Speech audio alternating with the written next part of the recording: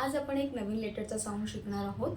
त्याच्या आधी ते 3 दिवस आपण साऊंड शिकलो आहोत ते रिवाइज करायचे आहे. H letter makes the sound स. A letter makes the sound ä. ä. ä. T letter makes the sound ठ. ठ. ठ. आय लेटर्स आज आपण नवीन लेटरचा साऊंड शिकणार आहोत. I letter makes the sound E. E. E.